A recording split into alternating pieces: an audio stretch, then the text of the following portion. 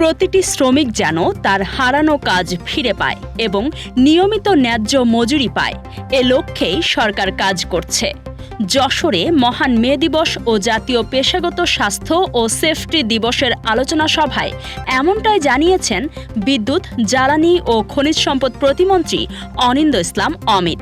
এই সরকার যে শ্রমিকদের দাবির প্রতি সহানুভূতিশীল তার ছোট্ট লজিক আপনাদের সামনে উপস্থাপন করেছে। এই সরকার দায়িত্ব গ্রহণ করেছে 17ই ফেব্রুয়ারি, তার এক মাসের মধ্যেই পবিত্র ঈদ উল ফিতর উদযাপিত। গার্মেন্টস শ্রমিকরা রাস্তা বন্ধ করবে, অবরোধ করবে এবং তাদের মজুরির দাবি জানাবে এবং পত্রপত্রিকায় আসবে কি অধিকাংশ গার্মেন্টস ব্যবসায়ী বা শ্রমিকদের ন্যায্য মজুরিটা পরিশোধ করতে পারেনি, বোনাসের কথা লাগবে। এবারই ব্যতিক্রম, সকল গার্মেন্টস মালিক সরকার নির্ধারিত সময়ের মধ্যে বোনাস এবং মজুরি পরিশোধ করেছে, পরিশোধ করতে বাধ্য হয়েছে, কারণ সরকারকে নিশ্চিত করেছে।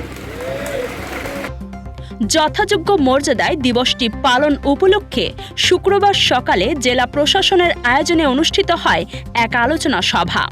এতে প্রধান অতিথি হিসেবে উপস্থিত ছিলেন প্রতিমন্ত্রী। বক্তব্যে তিনি বলেন, বর্তমান সরকার শ্রমিকদের অধিকার রক্ষা, কর্মসংস্থান সংকট নিরসন এবং বন্ধ হয়ে যাওয়া সরকারি কলকারখানাগুলো পুনরায় চালু করতে কার্যকর উদ্যোগ গ্রহণ করেছে। অনুষ্ঠান শেষে একটি বর্ণাঢ্য র্যালির মাধ্যমে দিবসটির কার্যক্রম শেষ হয়। আলোচনা সভার শুরুতে স্বাগত বক্তব্য দেন কলকারখানা ও প্রতিষ্ঠান পরিদর্শন অধিদপ্তর যশোরের উপমহাপরিদর্শক আরিফুল ইসলাম।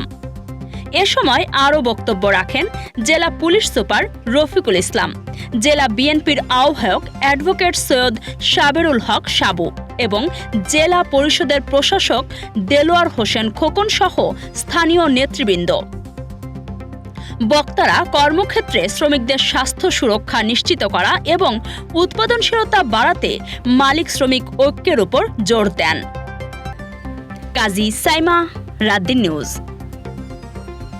নবজাতকের সুস্থতা, পরিবারের হাসি নিশ্চিত করতে কুইন্স হসপিটাল আছে আপনার পাশে। কুইন্স হসপিটাল যশোর নিয়ে এসেছে সম্পূর্ণ আধুনিক ও বিশ্বমানের NICU সুবিধা।